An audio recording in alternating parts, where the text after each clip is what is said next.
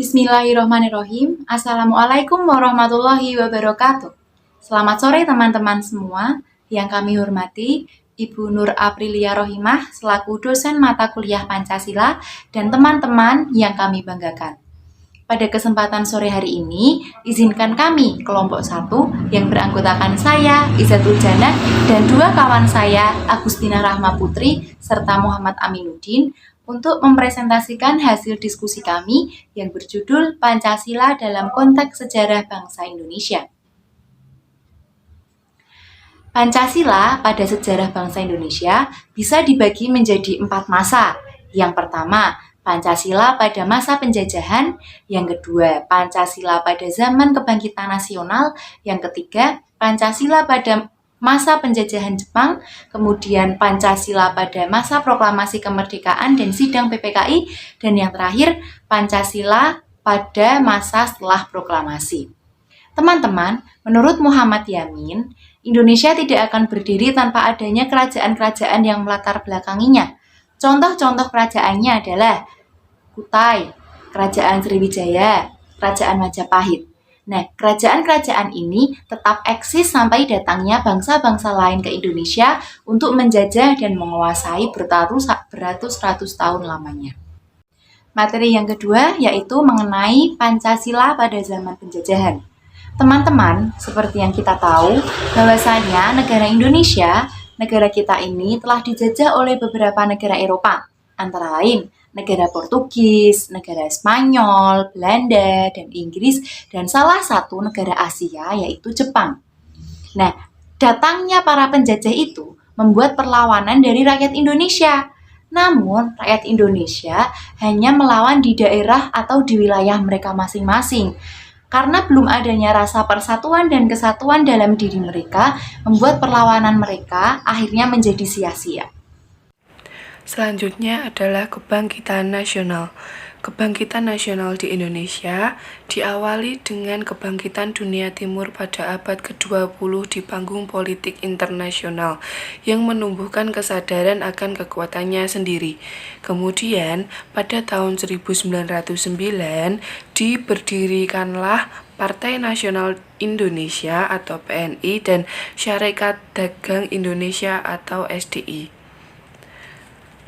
Sejak saat itu, perjuangan nasional Indonesia memiliki tujuan yang jelas. Perjuangan nasional Indonesia itu dilanjutkan dengan adanya Gerakan Sumpah Pemuda pada tanggal 28 Oktober 1928. Zaman penjajahan Jepang. Penjajah Jepang masuk ke Indonesia dengan propaganda Jepang pemimpin Asia, Jepang saudara tua bangsa Indonesia. Pada tanggal 29 April 1945, Jepang janji akan memberikan kemerdekaan kepada bangsa Indonesia.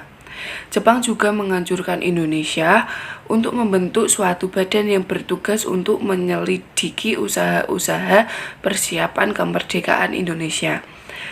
Nah, badan itu disebut BPUPKI. Baik, mari kita lanjut di poin yang selanjutnya ada proklamasi kemerdekaan dan sidang PPKI. Nah, pada saat itu segala cara dan perjuangan yang telah diperjuangkan oleh masyarakat Indonesia itu dilakukan untuk dapat terlepas dari penjajahan bangsa asing ketika pada saat itu. Dan akhirnya pada tanggal 17 Agustus 1945 Indonesia secara resmi terbebas dari penjajahan dan dapat berdiri sendiri sebagai suatu negara yang telah merdeka dan kemerdekaannya diakui oleh dunia. Tepat pada tanggal 17 Agustus 1945 diumumkanlah proklamasi kemerdekaan Indonesia yang menjadi sebuah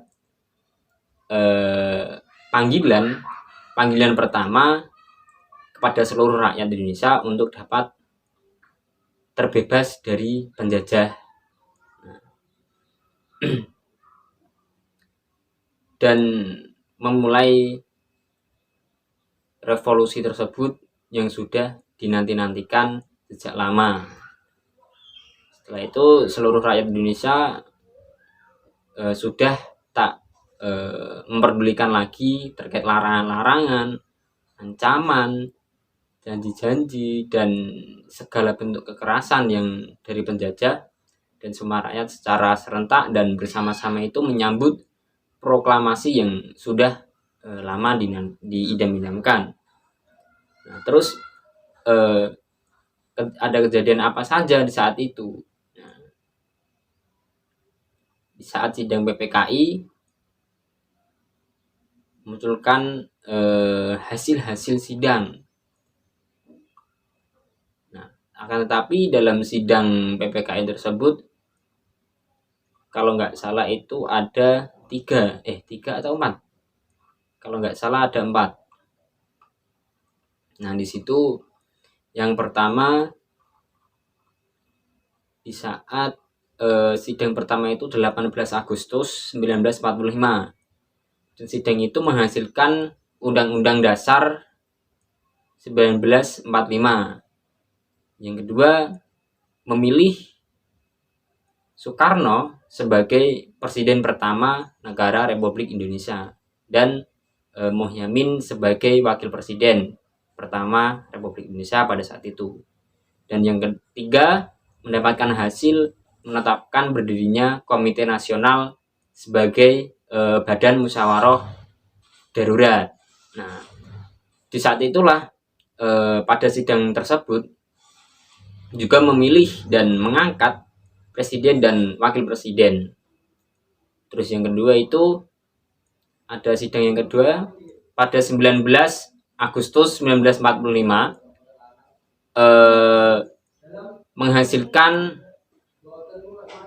satu pembagian wilayah terdiri dari 8 provinsi, menetapkan 12 departemen dengan menterinya yang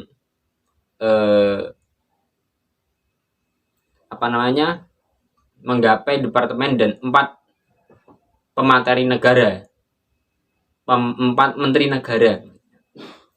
Nah, di sidang kedua itu 19 Agustus hanya menghasilkan 2 poin atau dua poin penting dalam sidang tersebut. Ya tadi yang saya sampaikan, yaitu pembagian wilayah dan terdiri dari 8 provinsi, terus menetapkan 12 departemen dengan menteri-menterinya, dan juga 4 menteri negara. Terus sidang yang ketiga pada 20 Agustus 1945 juga menghasilkan beberapa poin. Yang satu itu menghasilkan dalam sidang ini membicarakan terkait badan penolong korban perang. Nah, yang itu memutuskan 9 pasal, diantaranya itu kurang lebih seperti ini. Pasal pertama yaitu tentang nama. Nah, sebagai ibu organisasi yang harus mengerjakan dan keselamatan masyarakat, maka didirikan suatu badan yang diberi nama Badan Penolongan Korban Perang. Nah, itu isi pasal satunya. Terus yang pasal kedua yaitu tentang tugas kewajiban. Nah, di situ Badan Keamanan Rakyat harus melahirkan keamanan bersama-sama dengan rakyat. Terus yang ke-9 atau yang ketiga itu pasal 9, badan penolong korban dan badan keamanan rakyat itu harus ada di bawah pengawasan dan pimpinan Komite Nasional. Kenapa demikian? Nah, mungkin karena nanti di belakangnya ada sedikit penjelasan dari yang selanjutnya. Karena pada sidang keempat ini Tadi yang sidang ketiga, terus yang ini sidang keempat tanggal 24 Agustus 1945. Nah, di dalam sidang ini membahas tentang pembentukan Komite Nasionalnya dan partai-partai nasional Indonesia. Nah, di sini dalam Komite Nasional Komite Nasional itu dibentuk di seluruh Indonesia dengan pusatnya di Jakarta. Sedangkan Komite Nasional ini adalah penjelmaan kebulatan tujuan dan cita-cita bangsa Indonesia untuk menyelenggarakan kemerdekaan Indonesia yang berdasarkan kedaulatan rakyat. Nah, usaha Komite Nasional tersebut menyatakan keamanan rakyat untuk hidup sebagai bangsa yang merdeka. Terus juga mempersatukan rakyat dari segala lapisan dan jabatan supaya terpadu. Terus usaha Komitenya Nasional lagi itu ada membantu membantu menerapkan rakyat agar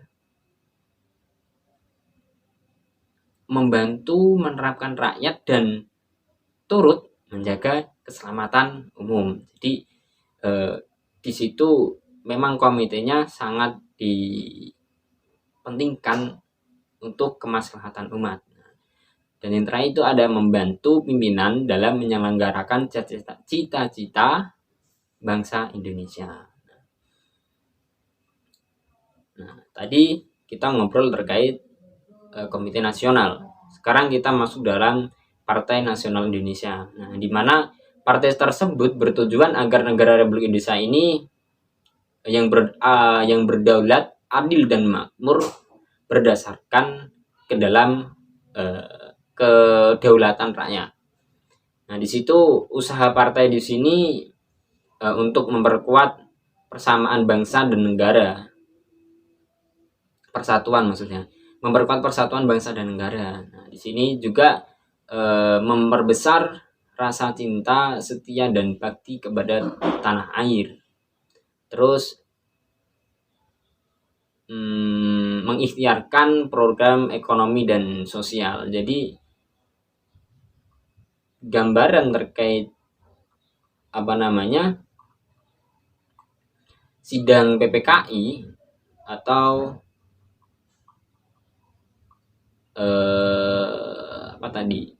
proklamasi kemerdekaan, dan sidang PPKI. Nah, proklamasi itu siapa yang memproklamirkan? Ya jelas Soekarno. Nah, dan sedangkan di situ bukan hanya Soekarno yang membicarakan terkait itu. Ucapan proklamasi pun dilakukan di kediaman Bung Karno di jalan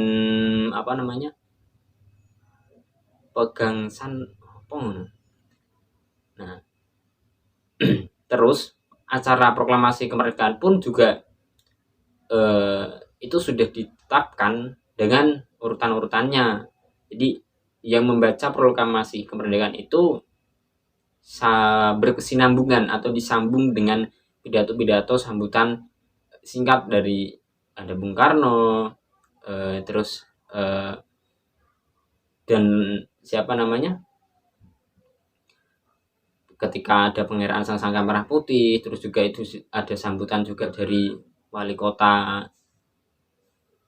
Suwirjo kalau nggak salah, dan sambutan dari Muwardi atau siapa gitu. Nah, terus setelah itu kita masuk dalam poin yang selanjutnya, yaitu masa setelah proklamasi. Nah, di masa ini proklamasi kemerdekaan secara ilmiah mengandung sudut pandang atau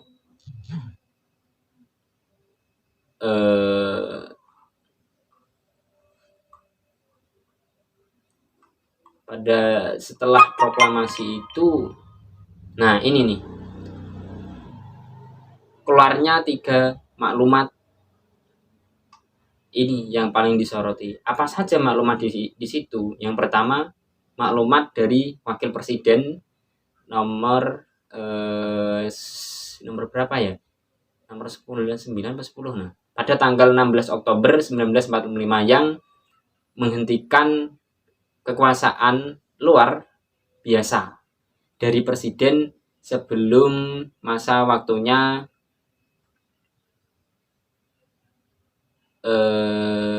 berapa ya? Selama 6 bulan kalau nggak salah. Terus kemudian maklumat tersebut memberikan kekuasaan MPR dan DPR yang semula dipegang oleh presiden kepada KNIP. Nah, terus yang maklumat kedua itu ada maklumat pemerintah tanggal 3 November 1945. Di situ tentang pembukaan partai politik sebanyak-banyaknya oleh rakyat. Nah, dan hal ini pun sebagai akibat dari anggapan bahwa salah satu ciri dari demokrasi itu adalah melalui partai di situ. Nah, maklumat di sini juga sebagai upaya agar dunia menilai bahwa negara Indonesia sebagai negara yang demokratis. Kan tapi kalau sekarang ya gitu deh. Nah, maklumat pemerintah yang ketiga ini, maklumat pemerintah pada tanggal 14 November 1945, bahwasanya pada intinya itu maklumat ini mengubah sistem kabinet presidensial menjadi sistem kabinet parlementer atau apa gitu kan, berdasarkan asas demokrasi liberal. Nah, di situ ketiga maklumat tersebut mengakibatkan ketidakstabilan di bidang politik dikarenakan sistem demokrasi liberal itu bertentangan dengan undang-undang serta secara ideologisnya bertentangan dengan Pancasila, maka mengakibatkan penerapan sistem kabinet parlementer, maka pemerintah dengan